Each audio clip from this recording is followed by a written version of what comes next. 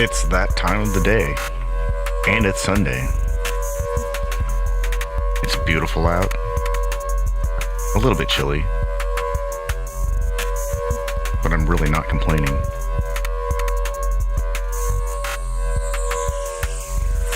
Wow, that was random. It was not random. So, I think it's, this has been on my mind for the past couple days.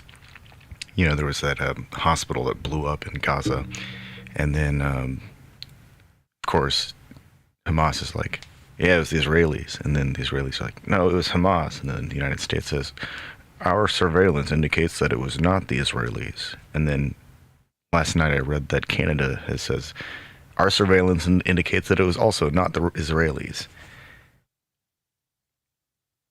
And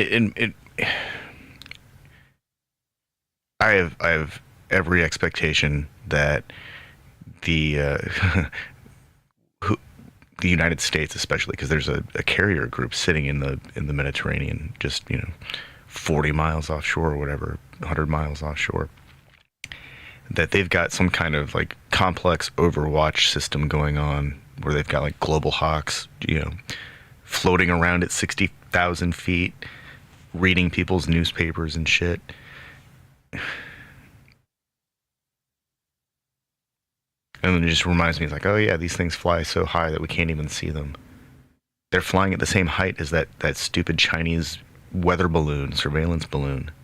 I haven't had any of those in a while, huh? No, we haven't heard about anything like that in a long time. Because they're flying so fucking high that they're like the size of a peanut, and nobody can see that stuff.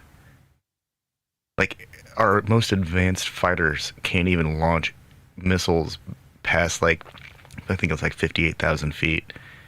Or that's where they have to launch them at. Because they can't do it up higher. They can't fly up higher than that and be stable. It's kind of crazy. There are a few aircraft that can, but they're like experimental aircraft or spy planes.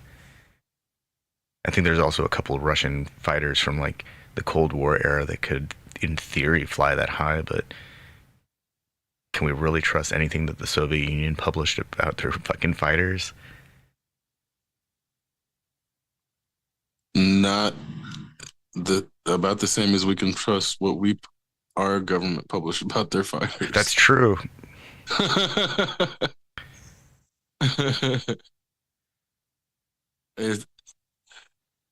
Especially now, with deep fakes, there's less and less capacity to trust anything online. But if I see something, I'll go check it and then check it again and then check it again on another site. If, like, for example, I saw that, I don't know the specific details, but something is happening where Israelis can get into America with no visa for like a temporary period for like 90 days or something. It's not permanent. So like people are making it seem like they get these like indefinite visas or indefinite stays with no visa, which is like, that would be fucked up. But to give it, a 90-day no visa pass, I get it, but Palestinians should also be getting it. But they wouldn't really have the capacity to use it anyway, so it's not like it would be an empty gesture, but they're not even making the empty gesture. So I see all these things happening where, like, the rush to ascribe blame on the hospital bombing, and then in the process, like, Western authorities coming out and trying to ascribe, like, oh no, we have proof that it's one side or the other. It's like, that's the part that kept like coming back in everything I read, is that they weren't saying that they had proof that one group did it. They were very confident that it was not the Israelis. It's like this ambiguous statement about like, well, we're very certain based on our data that it wasn't these people. We think it The way might. they've even framed it, it's so ambiguous where it's like they're clearly trying to drum up support for this proxy war that they've started. And I don't think a lot of people are buying it. Um, I don't even, it's like, okay, there are people in positions of government who are like, oh, I'm unequivocally in support of Israel, and then don't say anything else. And it's like John Fetterman and like Bernie Sanders. So people on the left are doing this shit too. Um, but I'm in it's support frustrating. of the United States ceasing its activities to destabilize Iran, and I'm also in favor of China ceasing its activities to destabilize Israel. And I'm in favor of China and the United States not proxy finger cuffing each other. Right. And I think it's like you think it'd be difficult for people to say those things. Um, but it really is for whatever reason. Or like I don't understand why you can't find many people that are able to like construct um What I said wasn't that difficult. a non unilateral framework in how they're approaching imperialism, because then I think a lot of people, especially for minorities, because like I know that you're biracial, and I don't know which if if that is what you identify with more than being Chinese American or with white. It doesn't necessarily matter so much as white imperialism isn't your fault as a Chinese American. So then when people are like, you in the American government, it's like, not you, not me. So there's this element of when people are trying to absolve Israel of the capacity of being uh, accused of anything negative, then they'll blame people like us for the shit that the United States government did, when it's like, hey, we're not the ones that did that shit. Like, as if I'm responsible for slavery somehow as a Black American, or like as a, an indigenous person, I'm responsible for the slaughter of natives and like the theft of their land. Fuck out of here with that as then a means to say, this is why I need to support Israel, or this is why you need to support Israel, because I've seen a lot of people trying to do that. Amy Schumer specifically, where I'm like, this is the lady that couldn't get over fucking that fake ass slap from Will Smith, that to this day I just don't believe that it wasn't, it wasn't 100%. Whether Chris Rock knew or not, it doesn't matter. Will Smith pulled his punch. It wasn't 100% punch. No, no way, no how anybody will ever convince me that he didn't pull that slap, because it wasn't even a punch. So Oh man, if somebody is that traumatized by that, they don't need to be addressing Black people's plight and how we need to respond to Israel and how they're reacting to Hamas and by proxy attacking Palestinian people who are not Hamas. And that's where I'm like, people like Amy Schumer coming out and like talking at Black people as a community is wild.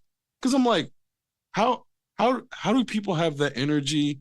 I mean, this is part of being a second class citizen, because it's like people can take that energy and direct it at Black people, because Black people don't really have the capacity to do anything about it. Black people can't cancel Amy Schumer, because not just the fact that we're not her audience, we're not like a first class like group, so we don't have that power in America. So I think there's this false sense of, because Black people can affect culture, whether it's through music or comedy or whatever, that then we have the same influence as white people, and then have the same responsibility to the answer for not stopping our government is fucking bullshit. Because then I didn't vote for Biden to go into Israel. Did you vote for that? Oh my I god. didn't vote for that. I'm sorry. Just the idea that like black culture is responsible for white white suburban culture. That just I'm Yeah, because you'll see people really making that type of argument right now to then try to like, I don't know what into because it's like beyond a guilt trip. Whatever it is, they're trying to. it's like I mean, it's definitely gaslighting, it's but like a it's like something projection. else. It's like a projection gaslighting. Yeah, There because like I don't even know what to call it, and I'm not trying to like make up a term for it right there now. probably already But is a what? term for it. Yeah, but whatever it is, it's like meant to make black people approach the situation with no nuance and not humanize any of the Palestinian people who are not Hamas, which is most of them. And so when we're talking about the actual civilians And we're not who talking are about the then unrelated to Hamas, but people who decided to like start throwing rocks, like those are also a different group of people because they decided to engage somebody. They didn't have to. right, I mean, but That's even then they're also not backed by they don't Hamas. have a military, They bro. don't. You can't declare war. I mean, technically you can, but declaring war on a people that don't have a military or a state is literally just genocide. Yeah. So I don't understand how anybody can try to explain away that aspect of it and then try to present any rational No. What I argument mean for is it. that when the IDF is engaged with Hamas, they're not trying to determine who is Hamas and who is a person throwing a rock that's not Hamas. They're just going to shoot at them. They're going to launch a missile or whatever. They're going to do their thing. The IDF has a big arsenal, and they're pretty. They seem to be pretty selective about what they're doing. Actually, no, they seem to be doing just blowing shit up phase. But what I mean is the same issue with like the police in the United States. When there's a shooter, they show up. They don't know who the shooter is, but if they see somebody with a gun, they're going to assume that that's the shooter. And so, man, Palestinians who are like, shit, let's get the fuck out of here because it's going down. I feel really sympathetic for them because they can't get out. And then I feel sympathetic for the ones who were, they got caught up in it and decided to, I don't know, be foolish and make poor decisions in that moment because Hamas set the stage for them to be shot or blown up. And Hamas is hiding behind women and children. This is what they've been doing since I remember my first memories of conflict in the Middle East. This is the playbook. It's slightly altered. It's really unfortunate. You're right. I didn't vote for Biden. I didn't vote for Biden to do this shit either, or Ukraine. So then also, let me ask you this. When you're seeing images of people's support, are you seeing stadiums full of Muslims cheering for peace? No, actually, that's one of those things that's not being broadcast on my feed at all.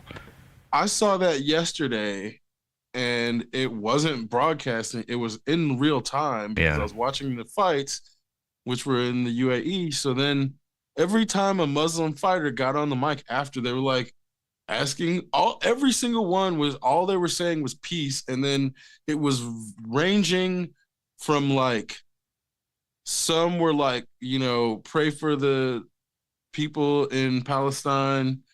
And it wasn't like anti-Jewish anything. They were like clearly trying to support Palestinian cause, to all the way to both sides, pray for both sides. Because it's like nobody was praying against anybody. Everybody was saying everything about peace. and then it was like stadium full of fucking Muslim dudes because there were no women there in the UAE, and it's like that wasn't like Laura Sanko or some shit where you're like all they all agreed and cheered for peace. So the fact that you're not seeing Muslims cheering for peace, and then there's like you know the Yeah, tens of president of the thousands. synagogue. No, the president in Detroit, the president of one of the synagogues got killed. And I then saw in that. Chicago, a 6-year-old Palestinian boy got killed.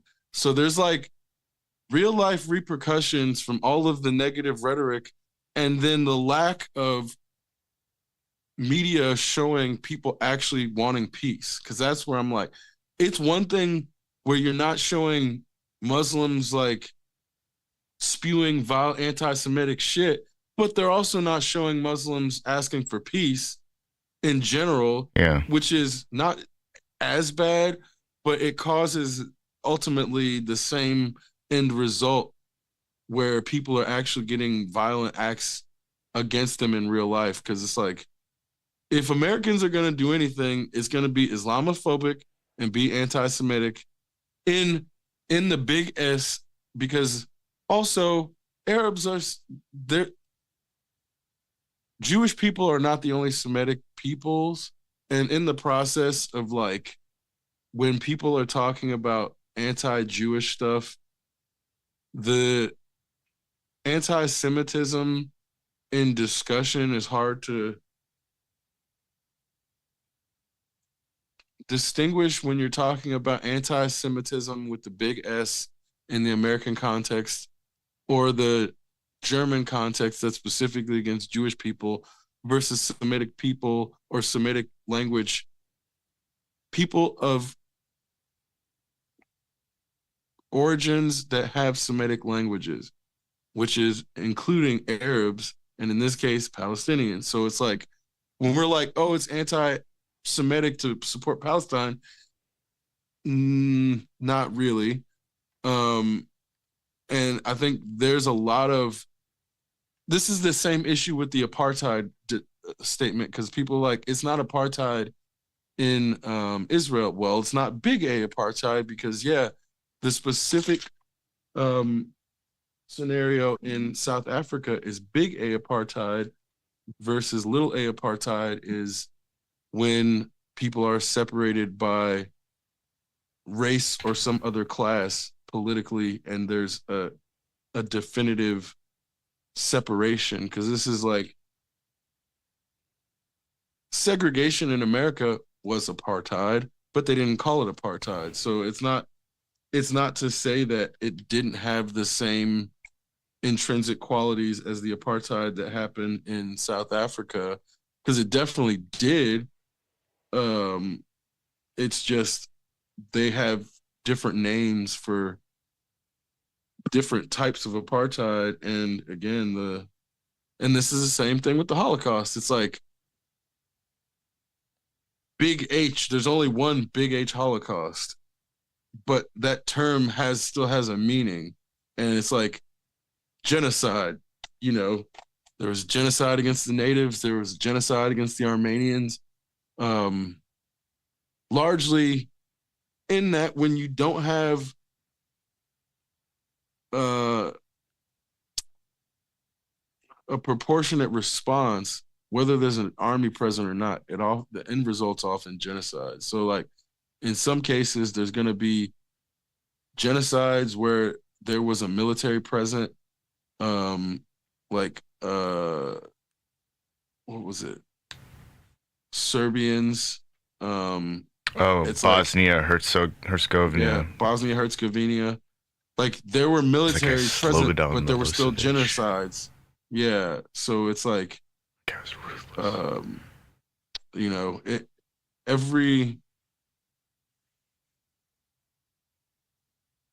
even okay, like the term decimation or decimated, it's kind of lost the original meaning of like going through and killing every 10th soldier to intimidate through uh, fear of slaughter by your own side if you weren't good enough, but then the way like decimation, it's like it was specifically deci, so like 1/10, and to get now decimation doesn't really have anything to do with 10, and it's just it could be the same as obliterated. But I think when things have specific identities when it comes to war Ooh. or destruction, they lose their meaning over I think time. a lot of words end up losing their meaning over time, Oh, for sure, and for sure. because they sound good, and people can Yeah, generalize what a word means because of context. But there are some words that have very specific meanings and then get, I don't know, slanged. yeah. I mean, adopted into layperson language is like how you get a lot of distortions. Um, and I see this with like cybersecurity, but with other stuff, then the more I learn about other things, that's when I realize like, oh, the adoption into lay language is where people misunderstood something, and that's why there's this knowledge gap about this issue. Um, and like, it's easier to give people benefit of the doubt the less chance they had to like avoid that misinformation, because then there's certain things where you're like, oh, there's no way people could have avoided that for whatever reason, and oftentimes it's like the top down dissemination of information becomes the reason, but then that's why you can't really hold a lot of people uh too accountable for missing certain things, because it's like, well, they had their filter fucked up from day one, and there's certain things they were never going to learn about. Um, like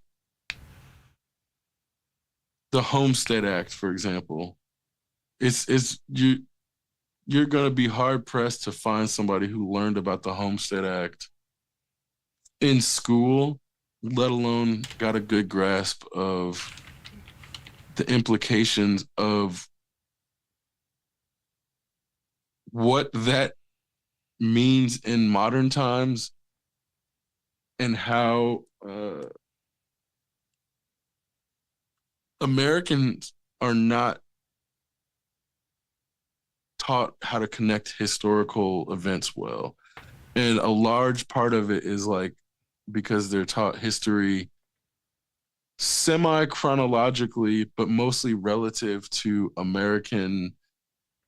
the evolution of the American government's chronology, which then relates a lot to wartime.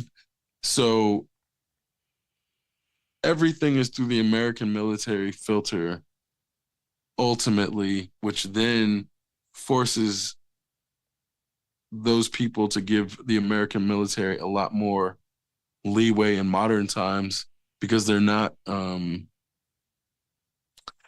getting the connections of the past to the present to see why that military industrial speech as a warning wasn't meant to just apply to the people who heard it, and it was meant to be a perpetual warning that is more relevant today than ever. And that's where I'm like, they don't teach that speech in school. You have to eventually just stumble upon it yourself, or have somebody introduce it to you, to then be like, holy shit, Patton knew uh, all the way back then. So what happened? And it's like, well, if you don't teach people this speech, then that's how we end up where we are today. And it's like, just continuously teaching kids fucking Animal Farm and not giving them the context of what it even means just to make sure they fucking read it, or teaching them um a Midsummer Night's Dream, and then not giving them any context for like why that should be experienced as a play and not a novel, is why we are here today. And they'll blame a lot of things because it's difficult to nail down one aspect of information gap loss. Um, but in looking at the disconnect between the generations, a lot of it comes down to the military industrial filter. And then the previous generations not knowing anything outside of that to actually supplement that military filter.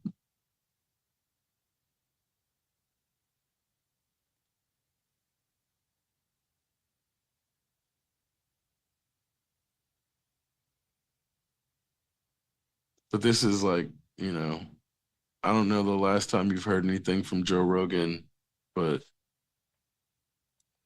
that's that framing is going to explain a lot of Joe Rogan's viewpoints as to why they are the way they are, and people like him.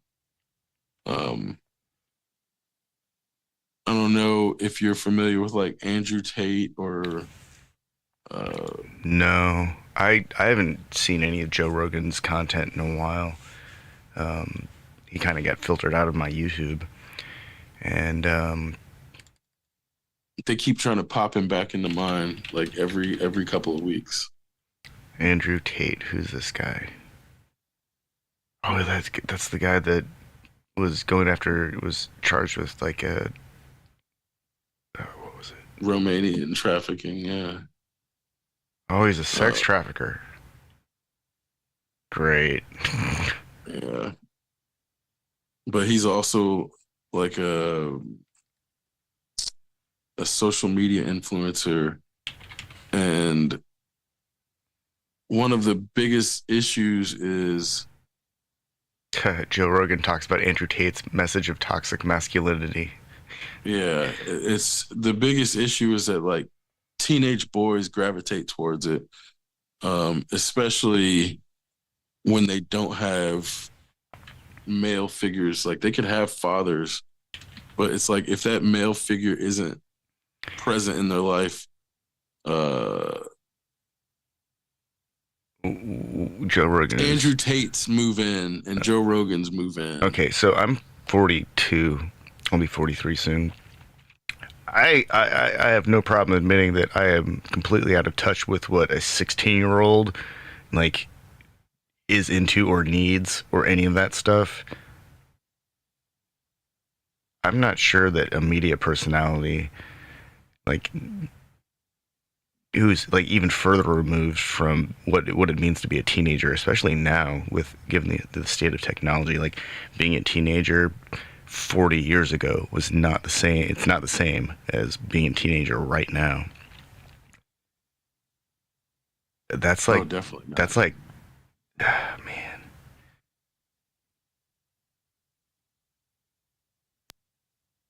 That's actually kind of bothers me, like just the idea that Joe Rogan is like somehow appeals to teenagers. Well, and then he'll act like he doesn't. And that's, you know, they're going after 15, 16-year-olds who are about to become working age and have disposable income. And then they want to take the disposable income before anybody else can, effectively, which is why they're getting them when they're younger, but making it seem like, oh, my audience is like, you know, grown ass men, except it's really not. It's like even the dudes that are older than 30 are man babies. So they're either emotionally stunted or they're actually teenagers and children. And that's where when you see, it's like you'll see videos of these kids doing dumb shit in um like compilation videos where it's like there's one going around now where there's this I think he's like 6 years old. This kid rapping about popping Percocets and fucking having stabbing his ops and shooting his ops and shit like that, where you're like, that's not Joe Rogan. I mean, It was that kid rapping about playing a video game. no, no.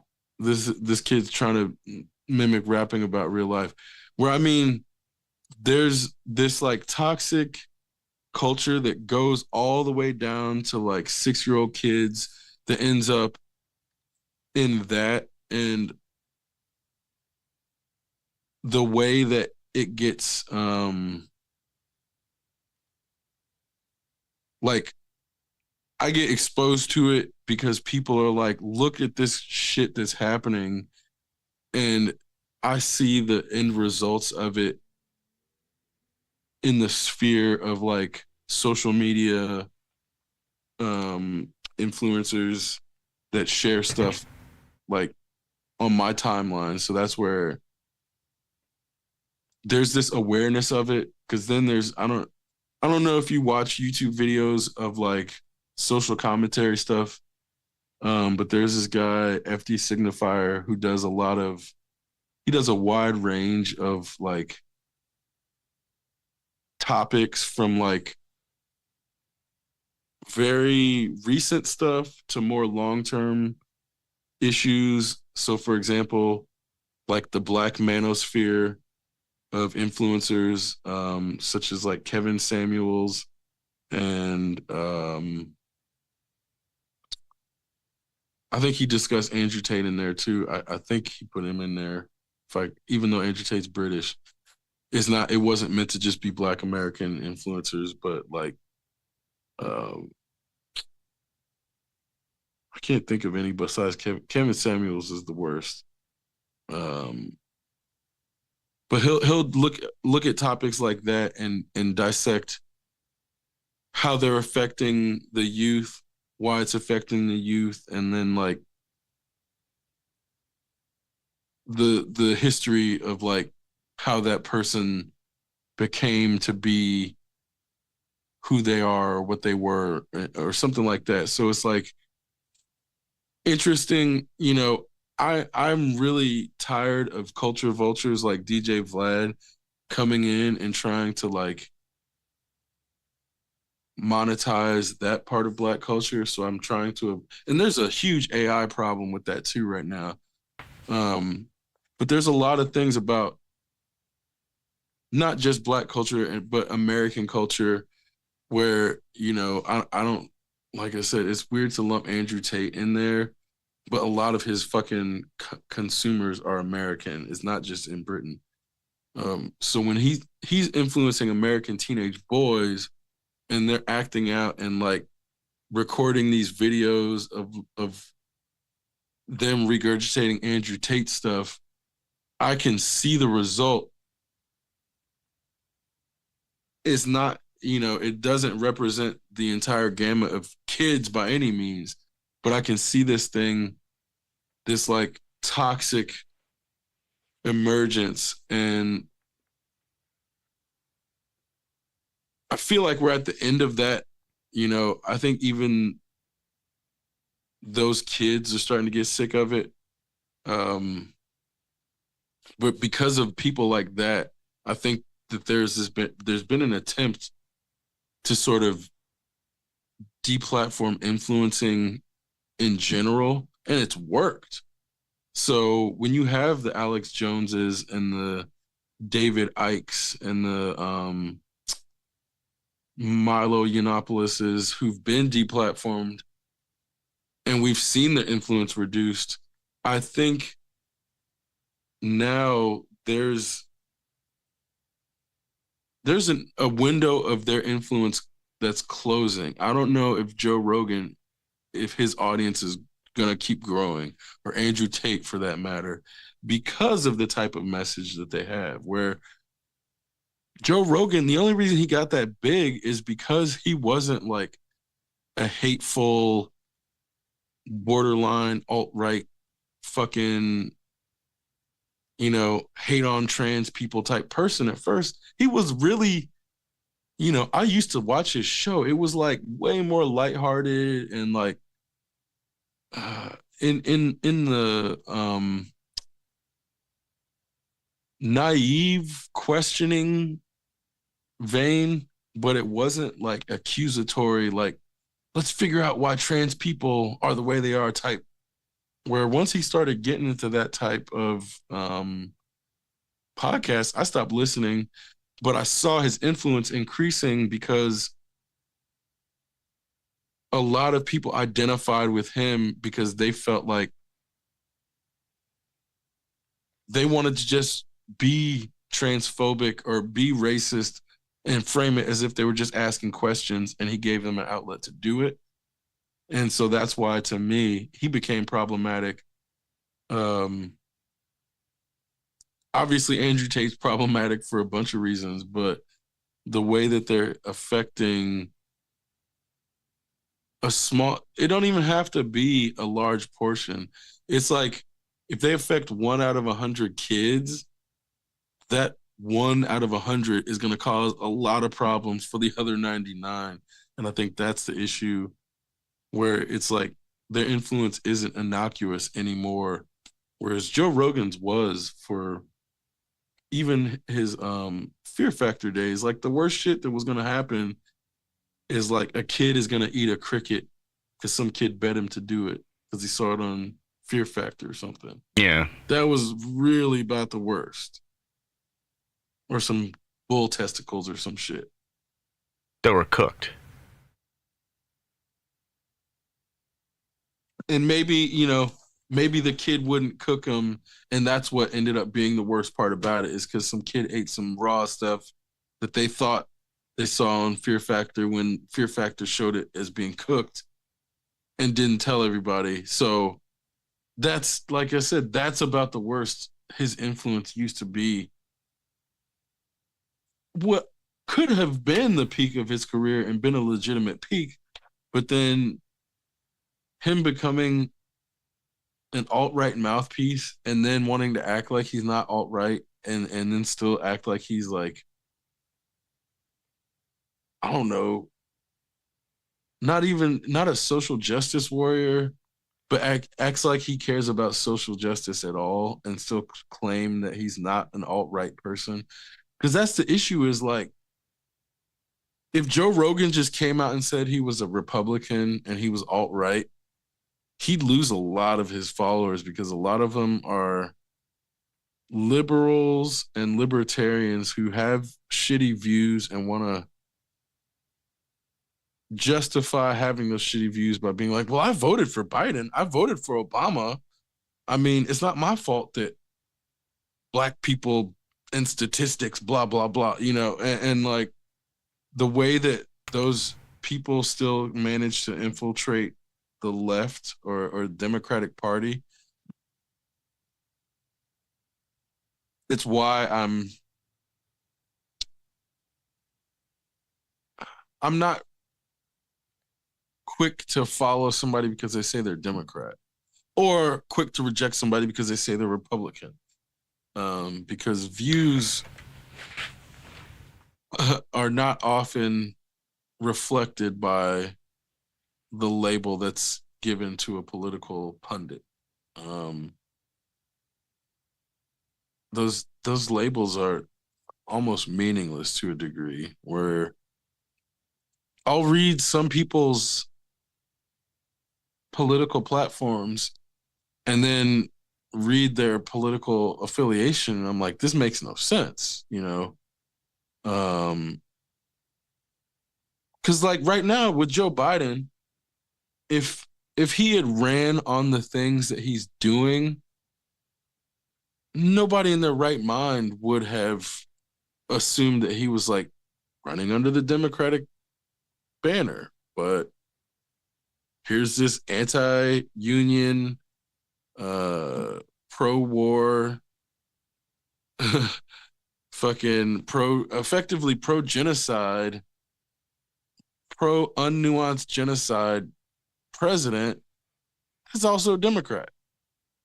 So, I think a lot of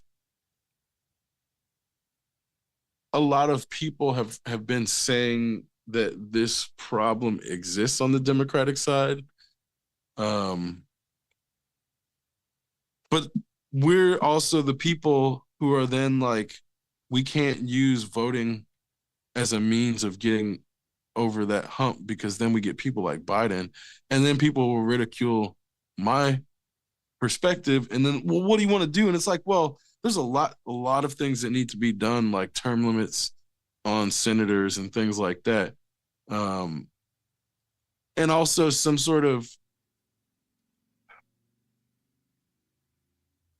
way to hold people accountable for what they run on in their campaigns, because a lot it's not that we can vote Biden out of office before the next election because he didn't do whatever percent, but if there's a running tally of campaign promises and then a tally of campaign promises that were fulfilled, if they don't hit 50% by the end of their first term, that person shouldn't, they should at least be primaried by default. And that's where I'm like, not by somebody like RFK, who's clearly a fucking nut job. So not somebody like him, but somebody who's actually a legitimate candidate, like not Cornel West either, because Cornel West isn't a legitimate candidate. But Kamala Harris should have been, I'm not gonna say I would vote for her, but it's like, dog, Biden is old. Biden is gonna have a stroke one of these days, and it's not gonna. Maybe he's not gonna have a stroke, but he's getting at that age where it's like we shouldn't have to be worried if our president falls down and they break a hip, if they're gonna be able to fucking survive, even with the best treatment. Because that's where, what the fuck could that person possibly have in common with the people who are going to have to deal with the consequences of his actions in 40 years? Because that motherfucker definitely ain't going to be here in 40 years. You and I might be here if we're not wiped off the face of the planet because of his dumbass fucking actions, if we're lucky. 40 years. I hope I'm around in 40 years. He's definitely not going to be here in 40 years. We're going to be that motherfucker's age in 40 years. you know what I mean? So, like, in 40 years, we may be in a better physical situation than he is, but he definitely ain't going to be here.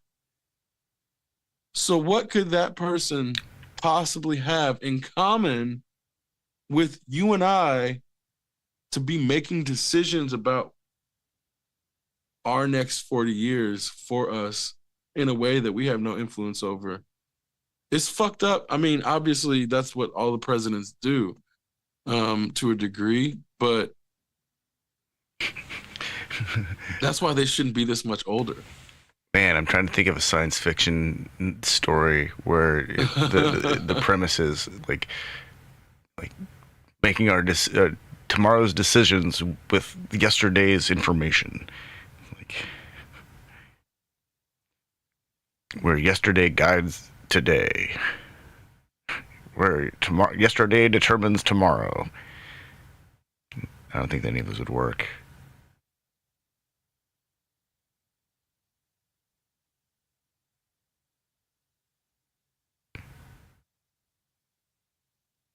Yeah, it's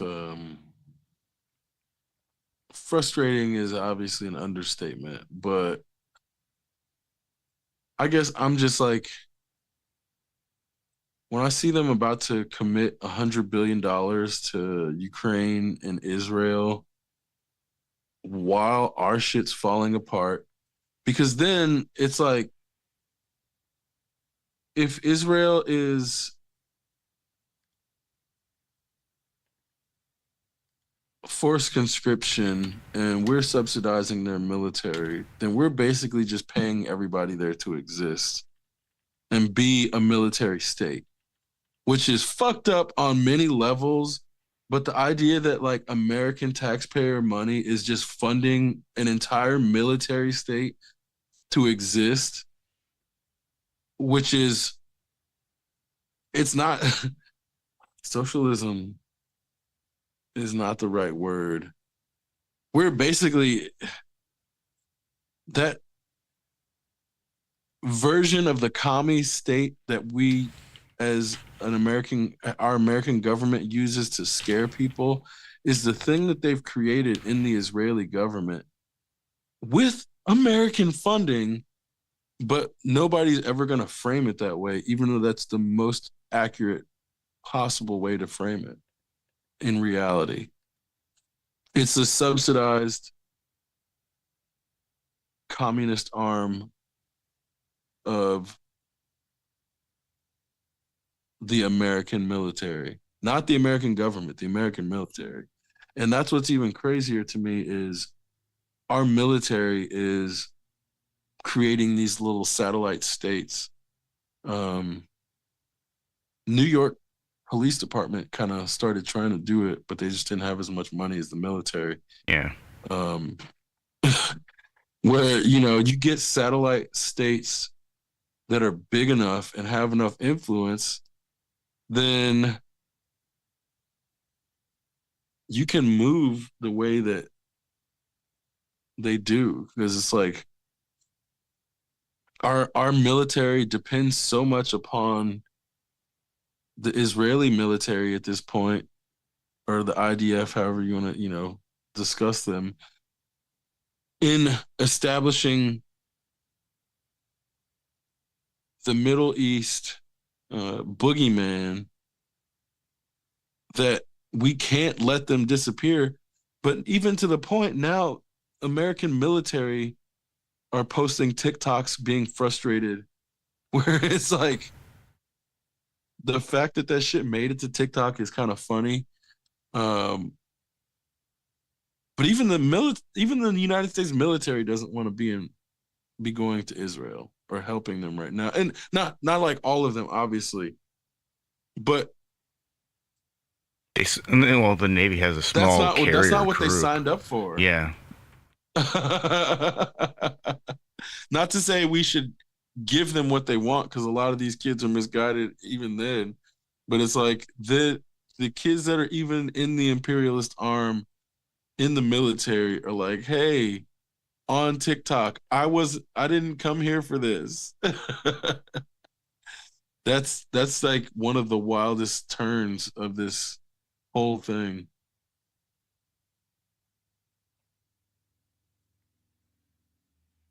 Yeah. I don't think anyone signed up for that. No one wants to be signed up for what's going on in the Middle East. It's a pressure cooker.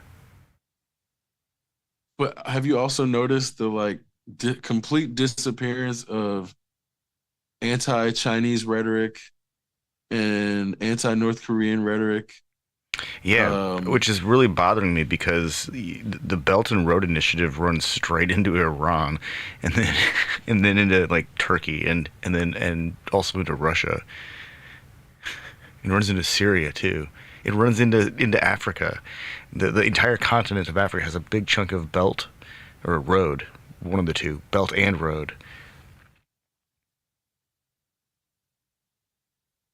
China has been outspoken in their support of Palestinians.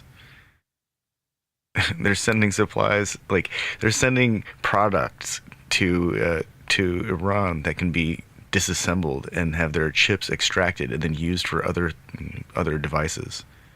Mm. That's one of those things that's like the United States. There are like laws, we can't import certain goodies from China. Well, I mean, people can try. You can buy it on AliExpress, but you probably shouldn't, because you end up in a list for, oh yeah, hey, someone at NSA is like, hey, check it out, guys. Somebody in Iowa just bought one of those Baofeng scanners. Let's watch them for a while. But you know, those things can be purchased and then disassembled, and they contain the raw components that are used to create, communication systems, fairly sophisticated communication systems when they're coupled with the right kind of technology. And you just have to know what to buy and then how to disassemble it and put it back together. And apparently it's not that difficult.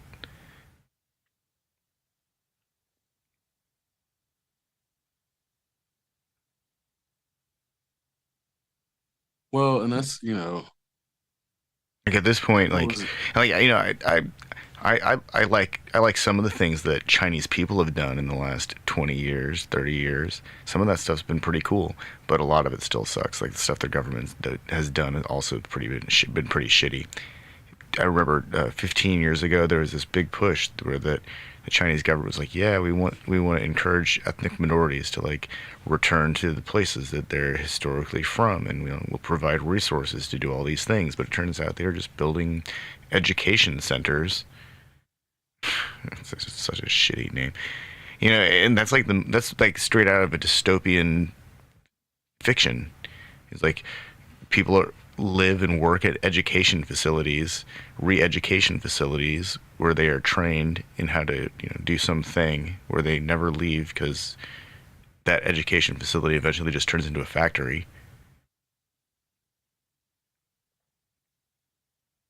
Only a few people get to enjoy freedom, I guess, if you can call it that. Hmm. Only a few people get to have high social credit. uh, I mean, I really liked that freaking like billion trees initiative where they created a forest. That thing's pretty sweet. And then the failed pipeline to deliver water out to Chengdu, which turned into a creek that turned into like a whole green space along a highway, and then life emerged. That's kind of cool. I mean, I guess it's an accident, but still, it's a cool accident. That giant dam they built was really sweet until it failed.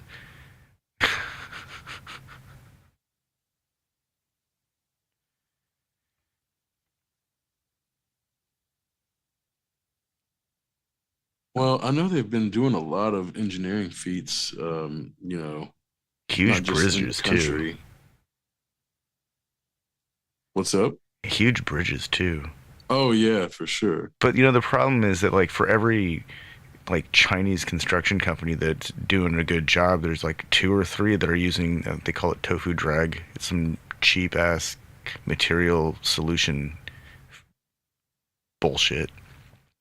It's the same kind of corruption that is the reason that Russian military is issuing airsoft equipment to their soldiers because somebody in the middle of the line just pocketed the money and sent a bunch of Airsoft guns. no, I mean like airsoft tactical gear. Oh Jesus Christ! Like Even still. it's nylon instead of Kevlar. Plates made out of like tin, not layers of ceramic and Kevlar and poor bastards. You just might be able to take out an eye with the airsoft gun. I don't know what that tactical gear is gonna do. to a bullet, nothing. Absolutely Yeah, nothing. right. I saw a video where some Ukrainian soldiers were laughing about some of the tactical equipment that they found, and they took like two plates and just put a bullet through both of them. Just went right through, like it was nothing. And it was kind of like no way. And then this other guy's laughing, and he just grabs a plate and then puts his knee through it and folds it in half. And so it's the same kind of shit though. There's so much corruption within the supply chain that even if the construction company has craftsmen who know what they're doing, they might not end up with materials that are any good.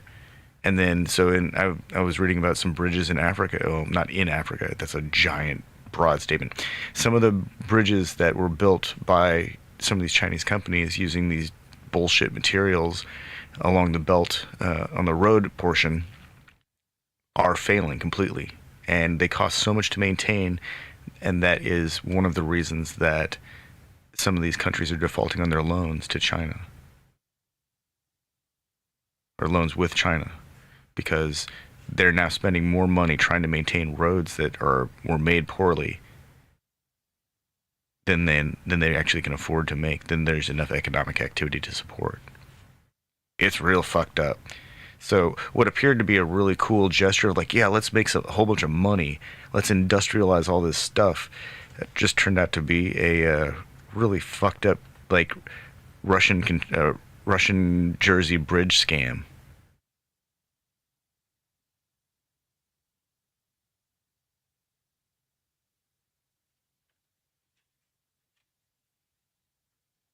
Yeah, I mean, I'm sure that I'm sure it's happened frequently. So I would never have doubted that happened, at scale.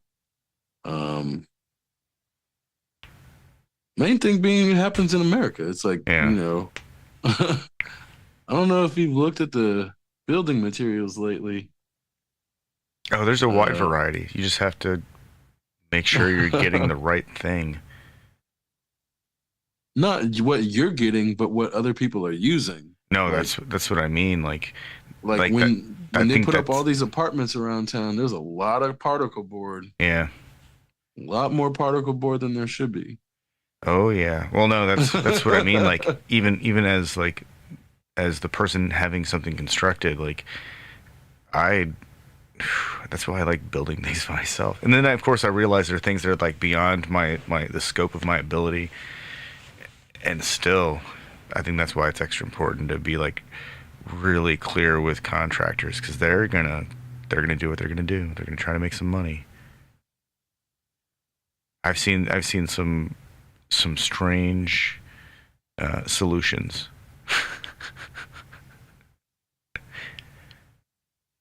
Some more creative than others, but some definitely some strange solutions to structural repairs.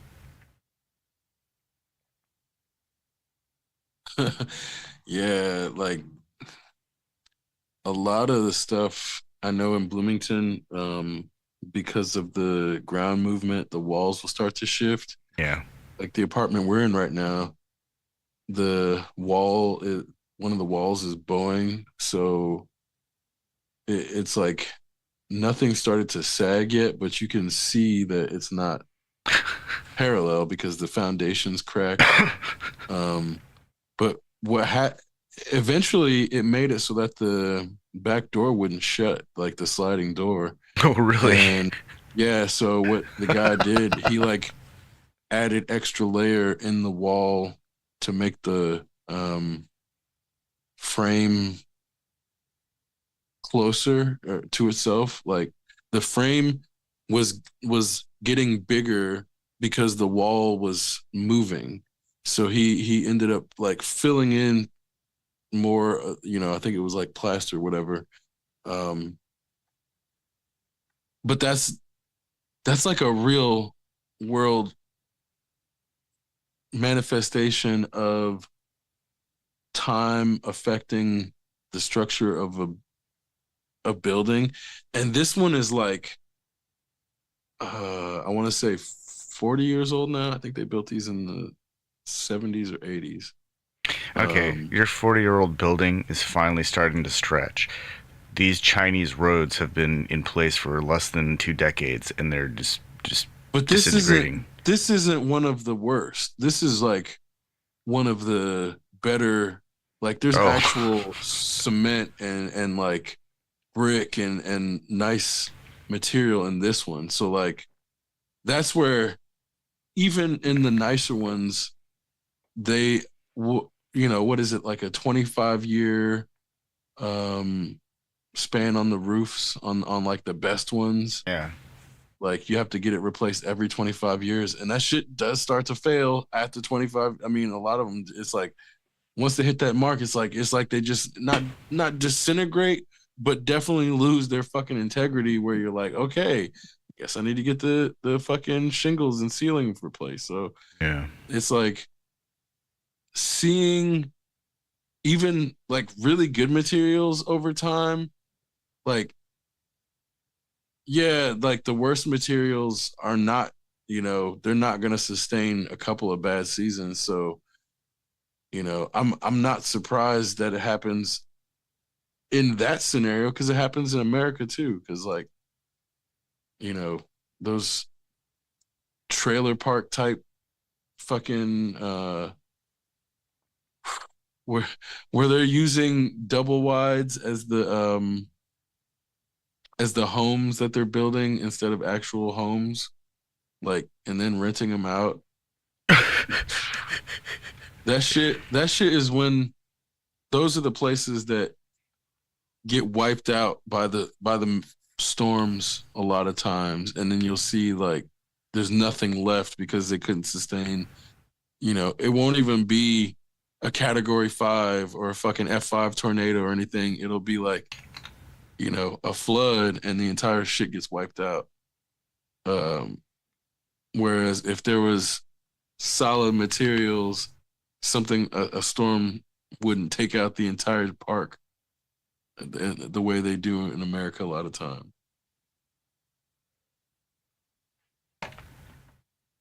Man, I think like I don't think there's anything wrong with mobile homes or single wides or double wides or any of that stuff. I think it's just that those things should be used as like a starter home, somebody's first home, or if they buy land and are building a home. That's what I think that would be best for mobile office if you're on a job site someplace, that kind of thing. Those are not permanent residences. That's what I mean. It shouldn't be a permanent residence. It should be something that's Yeah. an interim solution. It's like a hardcore tent. It's something that's impermanent because it's never supposed to be the final solution. It's a way to offset the cost of housing while one builds being the key, builds a home. Of course, that means one has to have land and time to do that kind of thing, or money to pay somebody to do it for them, but still want to have a place to live. And I think the other thing is, a trailer could be sold after it's used. It doesn't have to be a permanent acquisition. It can be viewed as like a temporary solution. People rent cars, people rent apartments, people lease apartments, people rent all sorts of things. Well, they can own apartments in other countries. They just don't do that here generally. Yeah, I think they call them condos in America, though, right? No, condos are actual buildings in America. Like a condominium is in many cases going to be its own structure, and it may be attached to another like duplex or maybe like a townhome, but not necessarily. Mm. I've seen quite a few, Um, like, I guess what I would consider condos that all have like a unified roof, and some of them have well, almost all of them have walls that are shared, except for the ones on the ends. yeah, I've seen that type, but I mean, I guess every that's what I think of a condo. Uh, I guess maybe I'm just being too no, specific. I think of like a bungalow as a detached unit that would be like in like a the same kind of space that you find the condos. Condos and bungalows would be next to each other, but the bungalow would be slightly nicer package of land. Like enough to have enough backyard to have a grill.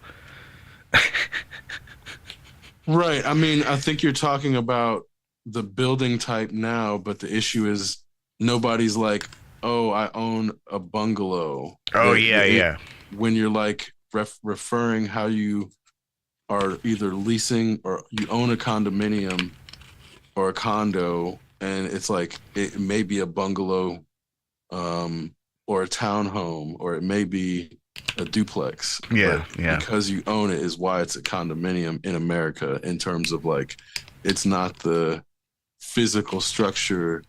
There is a type of physical, like, this is I think the difference between I think big C little c, or there may not even be a big C. It's just one of the different definitions because again, because you don't really have the capacity to own apartments in America in general.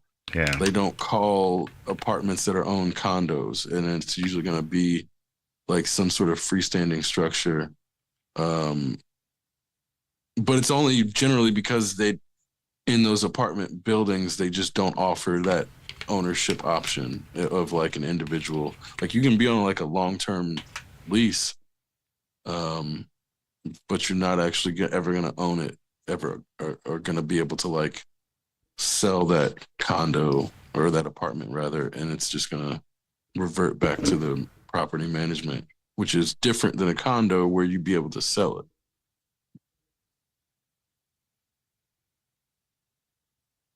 Which again, in other countries, like you know, the fact that you can own apartments makes things different. Just as a general culture, like because then there's a different like the space that I'm living in because it's being rented, it like is never gonna feel 100% like my property. But if I was able to lease to own or get on a buying mortgage in the first place, like it would have a completely different feeling in the same exact space. But that's all, you know, that is also why the lack of responsibility for the building that comes with the rental also then starts to get misapplied when people move into like condo situations or start doing leases where then they don't realize that they're responsible for that shit. And I think that's where it's like, you know, property management is a job.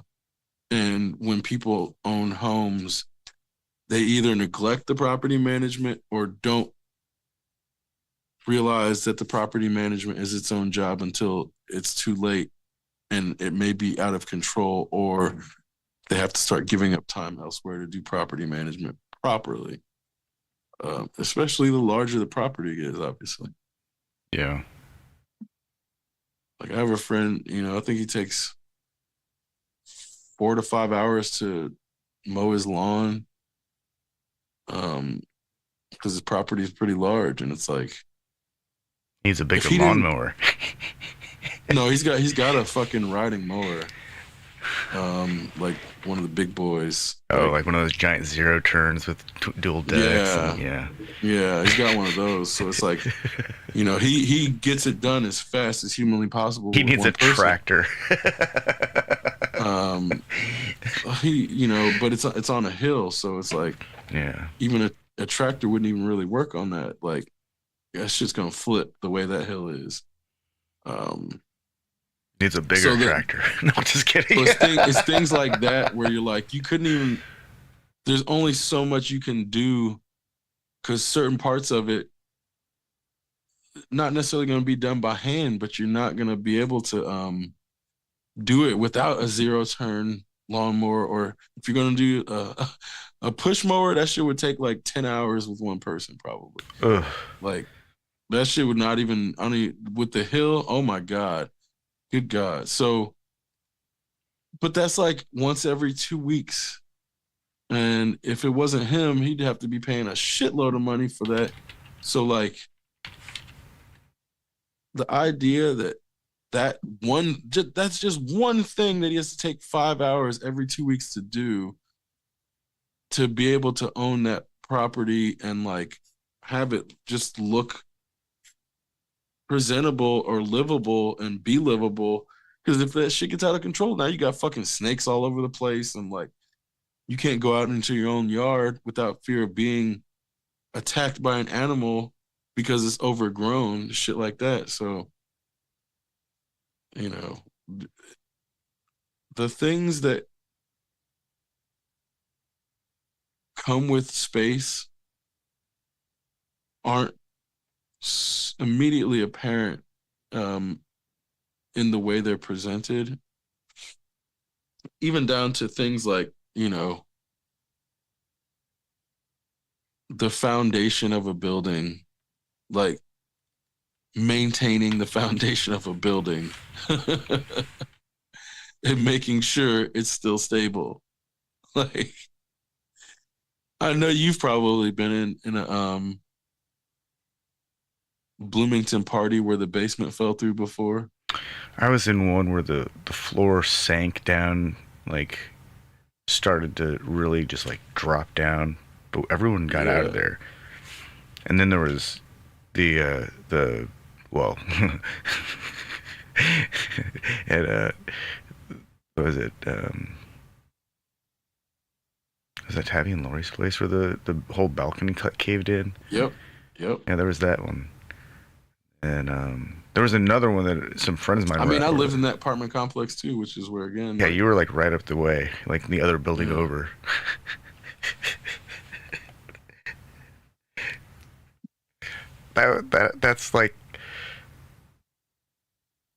That's like the legacy of IU, where people partied so hard they broke the buildings. Yeah. Raise the roof, fuck that. We dropped the floor. Oh, we broke the balcony. But yeah, a lot of that stuff wouldn't have been possible if it weren't for shoddy building materials and not lack of maintenance. It's like, you want to take credit for partying that hard, but like the building being old took a lot of the credit. Because I don't know if you're thinking of the same place I was. Like, I think it was on like First Street, maybe. It's definitely near campus. The Wait, one that it's near. totally fell through. It was near the Copper Cup. There used to be a Papa John's there. There used to be there might still be a village pantry, like right within eyeshot of that house. Mm. What I'm thinking of. Um, But it's like you could see the basement from the first floor through the hole after it fell through, and it's like people kept on partying. That was the wildest shit. Uh, but yeah, the idea of it's having seen stuff like that as to why when I look at apartment complexes that are like 22 floors high, I'm like, I wonder what type of materials they used in this.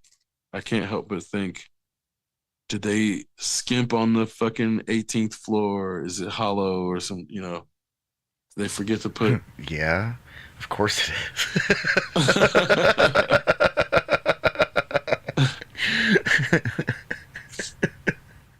Well, because that's where when they had those earthquakes in Turkey, that's the reason a lot of those buildings fell. Um, is the shoddy materials beyond the actual earthquake. is. So it's like I I I don't want to ever be in a situation that was avoidable because somebody saved $1 or saved $10 or made $10 or however the fucking capitalism broke it down, and somebody like made a risky choice just to make money. It's like I don't want to be ever in that spot where that's affecting my living shit. But it's an unfortunate uh, side effect of this type of economy where you don't really have much choice in a lot of cases. Where obviously that's impetus for a lot of people to build their own homes or to build as much from scratch as possible. Um, Plus, it's also really fulfilling to do things like that. I oh, mean, for sure, for sure. it's the But you kind. don't have to like deal with other people's Yeah, you have to spend a fucking lot of time figuring out how to do those shit. things, though. Like I don't know how old is your house? It is shit. It's like 1930 something. So Okay, it's like 90 years so old. shit like that where they had to go in and take out the fucking lead paint at some point, or Yeah. there's fucking asbestos, uh, fucking insulation. Like that's the type of shit where if somebody hadn't done that and then you end up moving in there and taking over that place and you have to end up doing that shit because somehow they managed to sell it multiple times without actually making the updates, then it's like you either have to decide to fucking do that finally or deal with the consequences. And that's where Yeah. um obviously if you could have just built from scratch, like you wouldn't have to do any of that or check any of that. But buying a property comes with now you have to double check and make sure these motherfuckers got rid of all the asbestos and little things like I mean it's not little, but in the grand scheme, like it's like Nicola bought a house and then there was black mold in the walls and it was like the entire fucking house was infested with black mold and wasn't able to be Yeah, you um can't occupy that.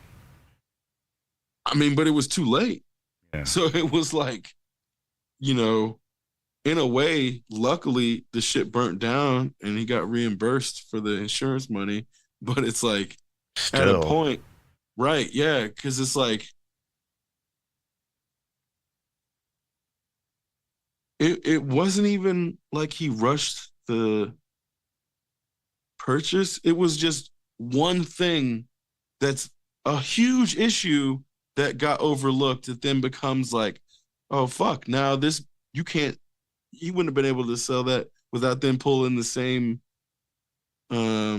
deception. And if he had now knows that there's black mold because somebody had told him that, then it could potentially he gets larceny or some shit by selling something that he knows is bad, Deceptive business giving practice. yeah. So that's where I'm like, there's all these things that come with acquiring something that's bad and either having to take the loss or pawn it off on somebody else, knowing that it's bad, as to why you get a lot of these houses that are flipped without getting the updates or without getting the lead paint taken out, or without getting the asbestos removed.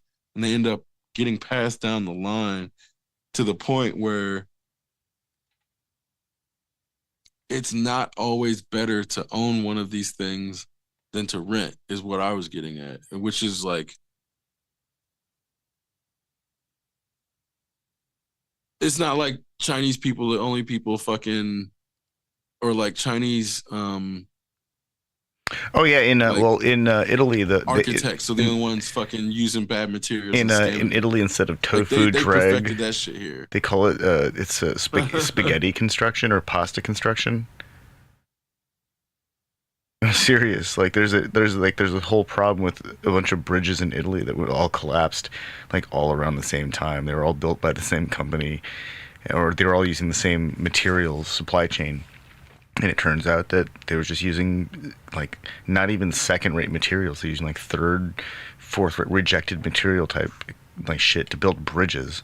And so the shit was collapsing. And I think it's just it's a reflection that even countries that are supposed to be fully functioning modern countries are still they still have to deal with corruption and failures of supply chain and a lack of regulation and oversight, and it's difficult because somebody's always trying to make a little bit extra here or there, save some money where they can. Like there's a it's like in any story where there's a corporation involved, at some point it's about making money, and somebody who increases efficiency in one department and saves a company millions of dollars just by tightening up the budget in certain places, or streamlining, they might actually have accomplished more than somebody who goes out and expands, which doesn't seem to make sense. But that seems to be the trend where like big companies are headed. You see divisions, or I read about divisions of companies being shut down, and it's not because the products they make aren't good. It's just that the products they make are being supported by a very small market, and then the company that owns all of this stuff, they release like, second-rate products that fill that gap for less. But it turns out that people don't want more, and the ones who want more are willing to spend even more for a better product.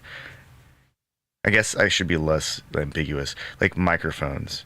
Um, Blue was purchased by Logitech, and so the Yeti was got the Logitech software magic. But that version of the mic wasn't actually any better. And the really good version of the Yeti isn't even in production anymore. They make a variation of it, and it uses cheaper components, and they don't sound the same.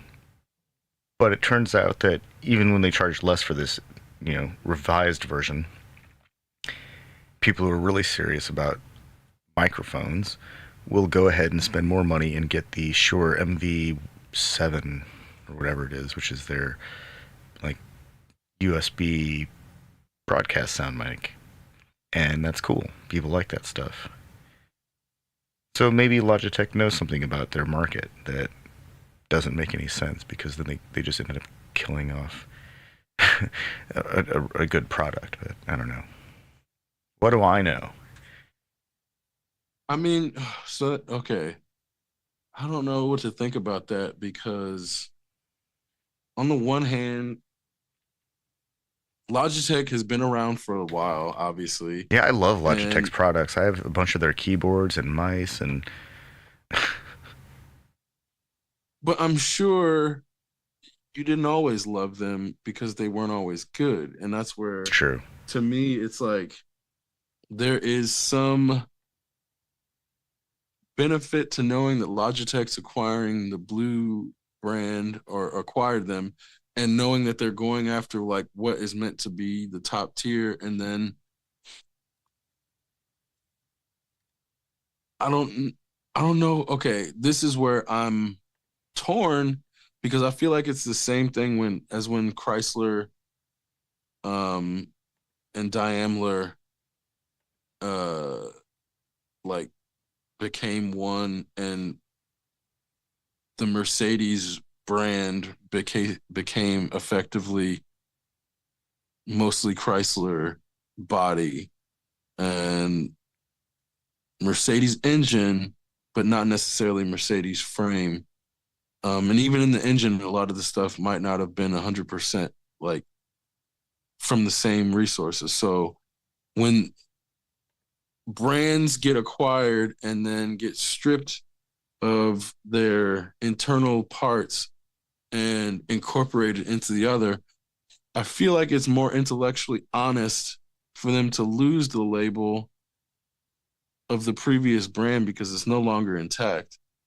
Um, but it also sucks that the thing is being swallowed by capitalism, but that's also like the byproduct of capitalism in that like the best product isn't always the one that makes the most money, and the best product can end up being absorbed by the one that has the biggest profit margin, and then they become like a footnote to history because Logitech's profit margins were better, which is fucked. That's like really crazy. Um, where I'm like, I I don't necessarily care about Blue's legacy, I but mean, they still make really fancy mics, but like all of the Yeti stuff, the stuff that's like, these are really good. They were really good. Those things don't really exist anymore. Like, have fun finding, like I'm not even sure where the cutoff would be when you would where when one would have wanted to find that batch of microphones. I'm not going to so go do out you know and look what for Blue one. stands for? No. Baltic Latvian Universal Electronics. I did not know that till today. I just, assumed it was like branding. So they have a history that goes back to 1995 in back to Latvia that's now gonna be completely obscured, where I'm sure Latvians would probably have some sort of pride in this. I don't know how many Latvians there are, but this is something that like probably is one of the biggest things to come out of Latvia in the last Well, I mean, they still have like. forever. I'm not even sure if you can even buy the really fancy microphones anymore. Products, XLR mics. But no, I don't even think you can. I mean, do you get like the clear water or Sweetwater. I think the only way. Sweetwater? Yeah. Yeah, I'm like. I think that there's still. I think you can still get some of the really big ones, like the $2,000 microphones. I think those things still exist. Okay, no, they still have a few like no, these entry level ones. They've been making those for a while too. Well, good. The core of their products are still. Actually, these look like they were made in China. Huh. That's funny.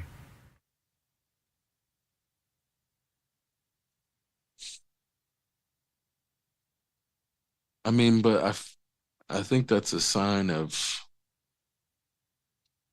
the lower end microphone just getting that good, where the upper end becomes obsolete Yeah, to a that's a degree. good So, point. Because it turns out a lot of the technology that goes into building these things is actually physics within the capsule design for like the phase plug. well, and digital doesn't lose any um, integrity of whatever signal you record, as long as, to get the clearest signal in, you're not going to lose any integrity in the translation of that into the recording. So I think that's where like the power ratio needed for analog microphones versus digital is going to leave a lot more room for Oh yeah, no, I think that like the old days of having to run a microphone through a fucking series of tubes and capacitors and resistors, all of those things are simulated now. They're all emulations or virtualized. And in a system that can handle so much more virtual electricity than any analog device could ever handle, that they can produce results that are only limited by imagination. And so the trend has been, and for the longest time, has been to increase transparency of the recording to get the most accurate recording possible, so that one can apply whatever kind of pastiche or sonic aesthetic one is striving to accomplish. And I think that that's really the goal. We're at the we're like at the we're past we're at the end of the bells and whistles phase, and we're at the, well, what color do you want it to be in kind of phase. What do you want it to look like? Because it doesn't matter what it looks like, because they all can do the same things. It's just a matter of how you want to treat the product on as you're doing the process. How do you want the room to look while you're making this thing? Do you want your tools to match? Do they need to be a certain color? And that's actually kind of cool, because that means that the barriers to entry are they're not even barriers. Um, they're like doormats, place to wipe your shoes off. In fact, just take your shoes off and set them on that thing, because you don't need to spend $20,000 on equipment to make music or make a recording or make a podcast.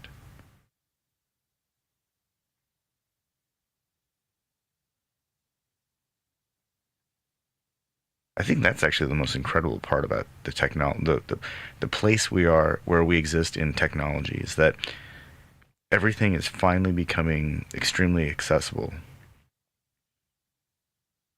Like I was looking at computers, um, even last year's computers are just, it's incredible what they're able to accomplish with such small amounts of electricity. Like they're really not much more powerful than like a really high-end workstation from 10 years ago, but they use a tenth of the electricity. And GPUs are capable of performing the magic on a decade-old software with very little power. Well, the power they can consume a lot of power, but they don't have to consume a lot of power, and that's really impressive. So a lot Well, of the idea of like being able to have a portable laptop that can have a 3090 or some shit in it that works for a couple hours with not being plugged in is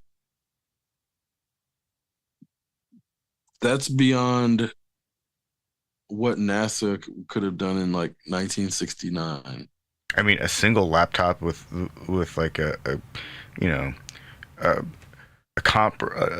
the kind of processor that one would associate with a computer that has a 3090 would probably be able to run most of NASA's orbital missions and moon missions, and probably you probably could have just virtualized all of the command center for the first like 20 years of NASA. Oh yeah, on all that power. Like, I mean, they basically sent Apollo up to the moon with calculators, like TI-86s. Not even a TI-86. What came before the 86? TI-82.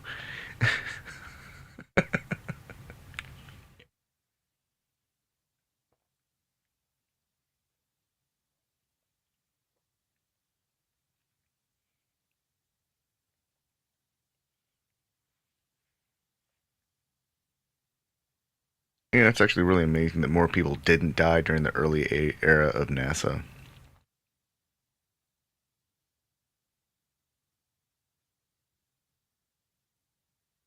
And a lot of them did. I mean, not a lot, but I'm saying I'm not they saying had that a few, I'm not right? saying that people didn't die, but I'm just surprised that more people didn't die. Like, And then I thought one was like maybe that was a Russian one. I know one was just straight up on the launch pad. yeah, Uh, that might have been a Russian launch. yeah. Let's see. In 60 years, 20 people have died. 14 in the NASA space shuttle tragedies of '86 and '03. Three cosmonauts in '71 during Soyuz 11, and three astronauts in Apollo 1 in 1967.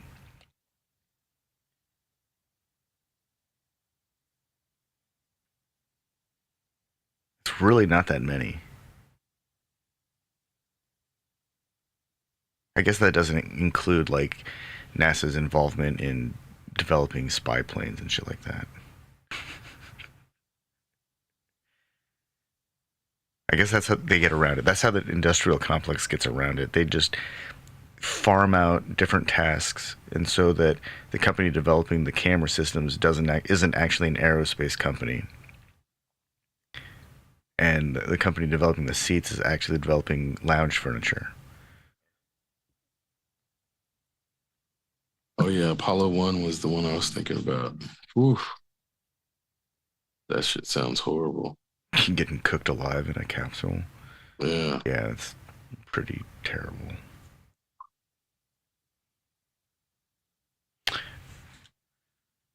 How many people I have couldn't imagine being like one of the people that worked at ground control and like you wake up and go to work that day and it's like that's not what you were planning to do. You weren't planning to fucking cook some humans alive. And that I can only imagine the type of survivor's guilt all the people at ground control had to deal with because they probably had to all listen to that shit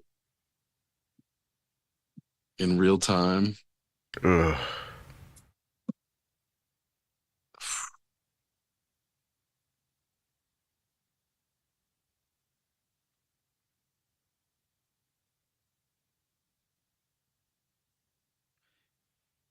Yeah, it turns out that space exploration is way safer than submersible exploration.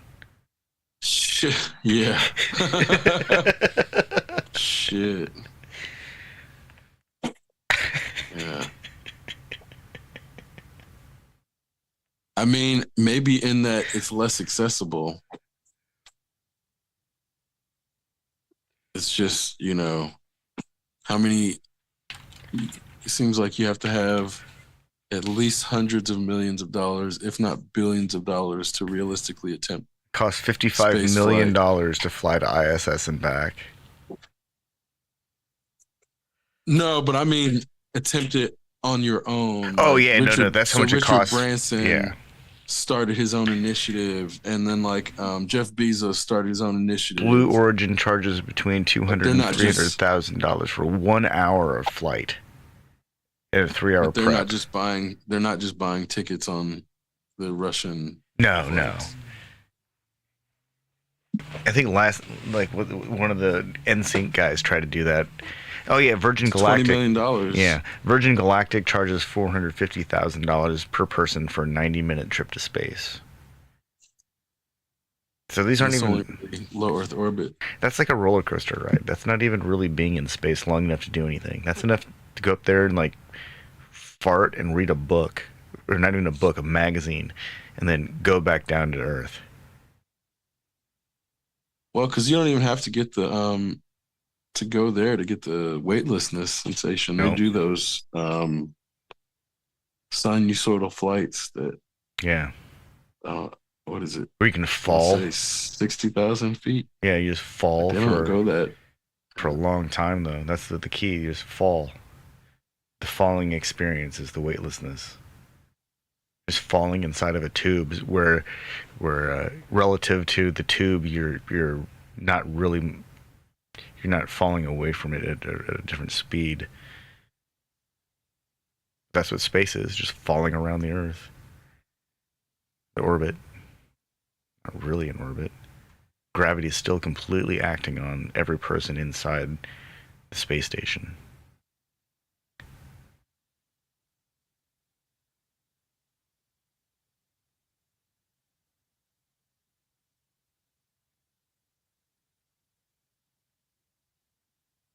Um, Imagine falling around the Earth for so long that your bones turn to mush. Because that's what happened to that dude who went up there for like however long. What's his name? The guy who went up there for the longest space flight.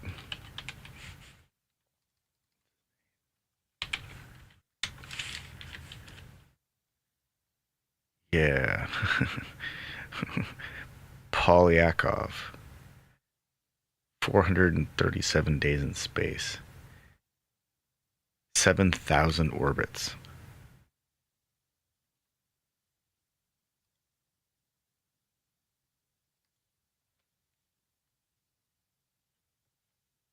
Fell around the Earth for over a year, and his bones turned to mush. That sucks.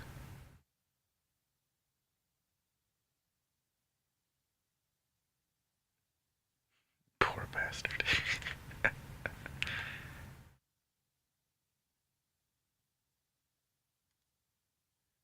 yeah, there's a comment from somebody named the Jiwo that says, "Oh, grow up." I have no idea what that was in response to.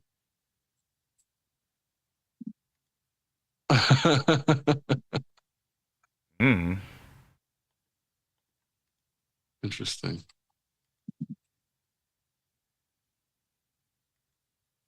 Yeah.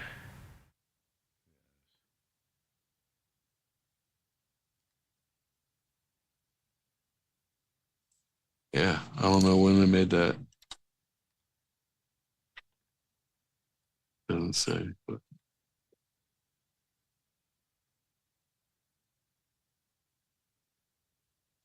I think it's hilarious to tell somebody who's 40 and somebody who's 42 to grow up. Like, I don't know how much older we can get.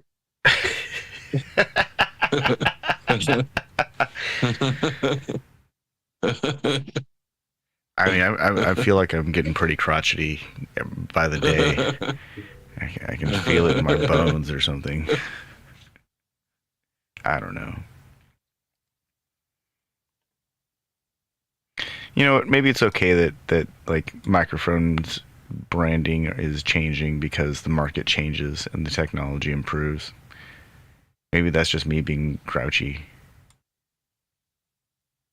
Because sometimes I like things that are like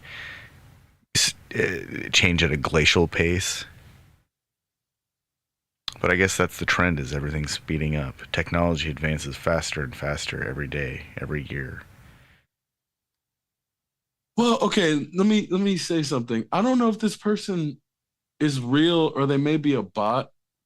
Um, and we may have said something that like triggered a bot response because like that shit is very prevalent over the internet. And it may not even be anything that we said so much as it's just a bot commenting on our channel or some shit. Cause that's where again, you you encounter so many bots anymore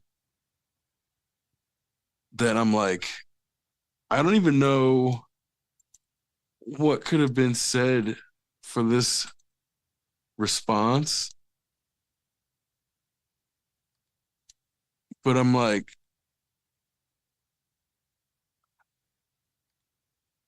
this might be a real person. But I have, it's so hard to tell when people put out or have interactions like that where you're like, I don't know if I should take this person seriously or take what this person's saying um as like a real person, or if this is just somebody, this might be a real person who's like misdirecting some shit they had in their real life at then our chat box where they're like, you really touched a nerve talking about blue microphones or Yeti microphones, and they fucking got in an argument with their wife or some shit, and now they're like, you need to grow up. Like, I don't know what it those types of interactions, I don't even know what to do with that. Cause then it's like, I don't think we have, it's definitely not a big audience. So like for there to be like two or three people watching this and one of the people watching to be like, you need to grow up. Like, how did you get here? How did that person end up listening to our show where they're so outraged that they're like, you need to grow up? But is there some sort of like algorithmic antagonism built into things where they feed people stuff, things that are going to outrage them intentionally to get engagement? Because that's where I'm like, I don't even know what to think of that. Well, it's not like there's a timestamp, so it's not like I can. Right. Yeah. I can't go back and figure out exactly what they were saying it to. But thinking about what we've been talking about, there's not really much they could have said it to. Like, I don't know what it could have, we're I don't think we've lamented about anything. We've talked about other people lamenting. We complained about Joe Rogan. I complained about microphones. It wasn't even complaining because it was talking about how much it's problematic that he has influence, and saying I even used to listen to him until he started being problematic and started being alt-right. So that's where I'm like, that is me growing up. Like, I don't know if me stopping listening to Joe Rogan because he's appealing to teenagers isn't me growing up. I don't know what the fuck to call that, because that's literally me maturing out of watching Joe Rogan, if that's what they were alluding to. So, because that's where I sometimes I wonder if those types of statements are just like chaos and intentional chaos that are meant to like throw people off completely, where there was nothing actually that needed for any of neither of us said anything that needed to be addressed with that statement, but by saying that, it completely derails everything and makes us start questioning as an intended chaotic element. Like, that's what that shit feels like to me sometimes when I see it. Because maybe our complaints about old people in positions of authority, like in Congress, term limits or senators.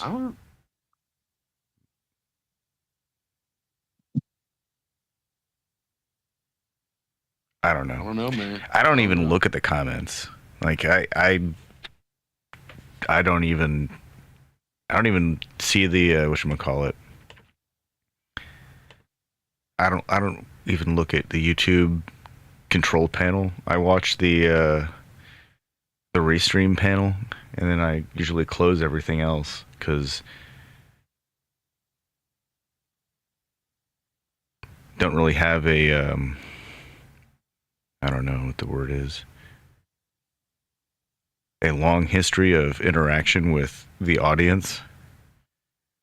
We attempted such things for a while, but post statements or questions or something, and they'll like respond to what we're talking about. So like I check it every so often. I think that's like more the kind of thing that I think would have evolved in like the Discord, but I don't know. That's like, yeah, I don't look at the Discord while we're on the show, which is like, maybe that's where people would be responding from the, but we only have so many people in the Discord, so I would imagine. It occurs to me that it's probably been long lost within the script that that doesn't actually exist, but that this is like just building a backlog of content as we prepare to launch an actual show, because at some point we're not going to be able to create content like we have planned at the rate fast enough to fulfill anyone's random desire to watch stuff. But we have 600 hours of babbling on about technology and culture and economics, and it's mainly a dialogue. You would think, but I just saw Joe Rogan's past like 2,000 shows where I'm like, who has time to listen to all this shit? And motherfuckers out there that have listened to every single one of his shows, maybe multiple times. Yeah, but how many of those shows are really just like a longer show that got chopped up into like 20 different segments, and then they're being, uploaded once every day or whatever to keep the audience always listening. And then they finally he does multiple shows a week. Like whenever we were watching, that was, you could be guaranteed that, because he'd do sometimes multiple shows a day, because he's just sitting and smoking weed and talking with people. So it's not a huge lift for him. It's just getting the people lined up. So it would be like, sometimes he'd have a new show in the morning that was recorded the night before, and then he does another show in the afternoon. So if you're watching Joe Rogan's material, it's easy to have Joe Rogan on in the background and only have Joe Rogan on. Whereas like, if we're looking for background noise or like shit to have on in the background, we're like constantly having to like adjust what it is to make sure the algorithm doesn't feed us some bullshit, because it's not a 3-hour long fucking podcast that we can just run into the next one the same way you can with Joe Rogan. Yeah. And so it's easy to get like, I know it's easy to get wrapped up in Rogan's podcast because that's how he keeps you in. It's like the podcasts are so long that by the time you realize one's about to wind down, if you don't actively stop the next one from playing, you're gonna be locked in for another 3 hours unless you stop the next one midway through. And so that's where it is like, if you listen to him, it's real easy to only listen to him. And that's the same. What was it? Alex Jones was the same way. Um, Rush Limbaugh was the same way. Rush Limbaugh would be doing these like fucking 4 hour shows every day where you're like, dude, how do you have this much to talk about? But they just bullshit. So it's easy for them to just bullshit for 4 hours every fucking day and then fill these people's minds with this bullshit because they're not getting anything else besides this person. And if that's what somebody was upset about, is like acknowledging that type of influence as being bad, it's kind of funny. And it'd be weird if they ended up here on our shit and were like upset with that perspective. That's what's confusing to me about, like, because of the way we do our shows and like it's minimalist. We're not talking heads. We're voices. We're not talking heads. It's very different. We're not like a bunch of imagery, like positive or negative in terms of like, we're not selling sex through other people or like nothing wrong with that. But the things that we're not doing, for people to end up here, it's like, I don't know what filters they're going to have to get through if we're not the ones that actually show them the link, because YouTube is clearly not suggesting people get here in a way that is conducive to like a large audience. But I then wonder what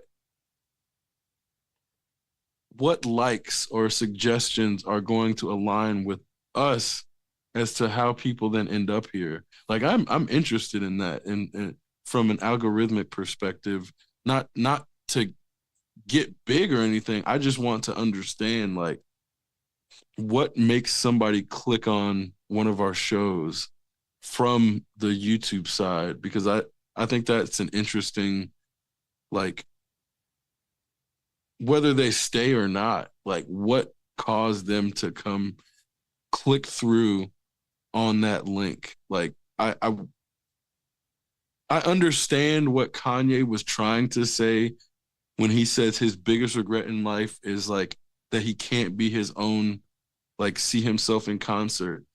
Like that's a misunderstanding or miscommunication of like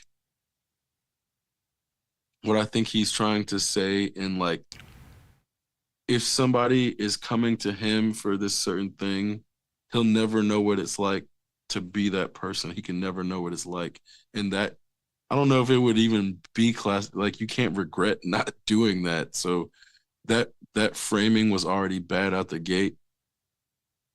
But it's like, even if there's two people watching, it's like I want to understand why those two people even continue to watch, because that's where I'm like, it's interesting to me to know what people latch on to, because it's not just about us, it's about anything. Like whether it's about a sitcom or a fucking action movie or a fucking Michael Bay movie. Like that's why I got a degree in telecommunications, because I'm interested in how people are affected by media and how people relate to media and how they let that relation to the media affect their personal lives or personal feelings or things like that. So it's not like,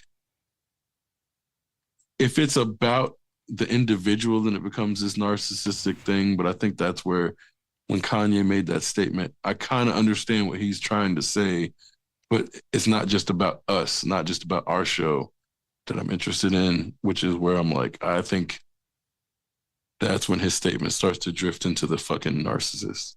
Mm-hmm. I think that I think it's actually perfectly healthy for any artist to desire to know what it's like, or to lament the reality that they will never know what it's like to be the person who sees the artist, who sees them the way that they wish they could see it. Because you can't see yourself. You can't. You can see a reflection, but it's not quite the same. And you're always who you are. Well, and I think Man, this might Kanye be must exist in like a constant state of existential dread. that's what it seems like. Since his mom died, especially. Um, like this the fucking album was called 808s and Heartbreaks. That's not like a happy title. I mean, that's not his only album he's released since his mom died, but like he definitely seems like to he exists in like a place of existential dread. And that's what which is also when I hear him rapping about like happy stuff, I feel like Mac Miller probably wrote that shit. Like 9 times out of 10, if I hear Kanye rapping about something that's not depressing, I'm like, this sounds like Mac Miller to me. Which I don't even know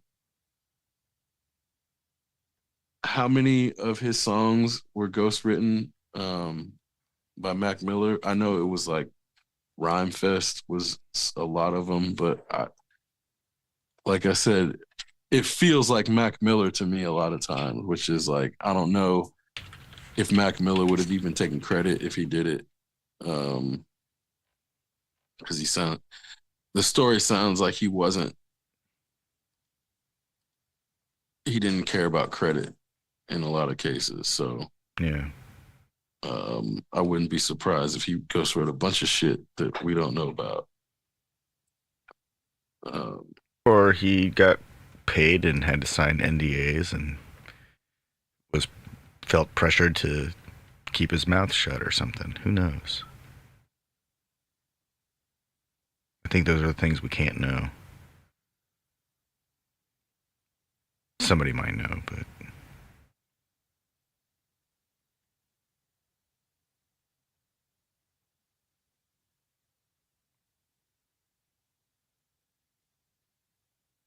I think we're like, I don't think that like, I don't think that the era of the Elvis level personality is like anywhere close to being over. If anything, it's just like it's in just in full swing.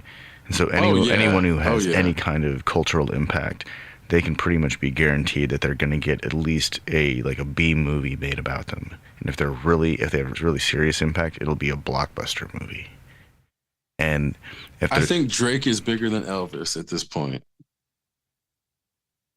Like it, it sounds wild to say.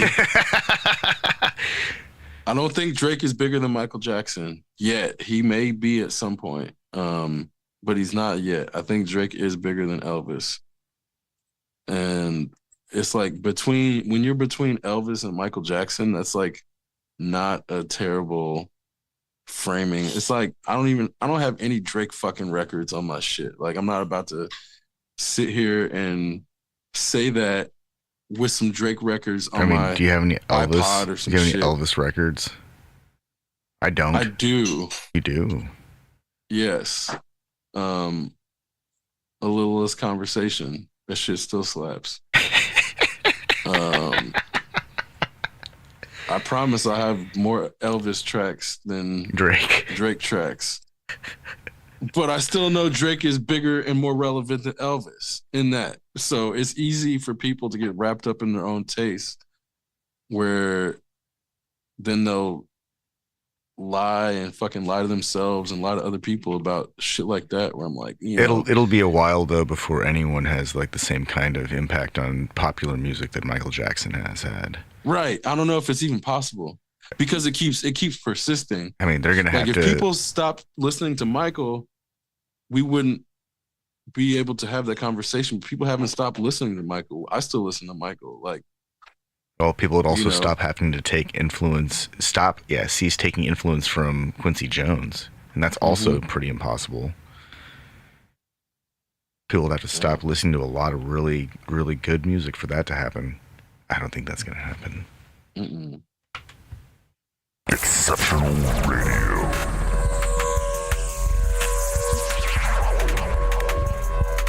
Exceptional Randos shows produced live in Sunroom Studios' Bass Capsule. Remember to catch our Exceptional Randos live stream on YouTube every Sunday between 2 and 4 p.m. Eastern Standard Time. And if you have a story, idea, or question that you would like to share, we want to hear from you. Thanks for listening. Well, that was random. Exceptional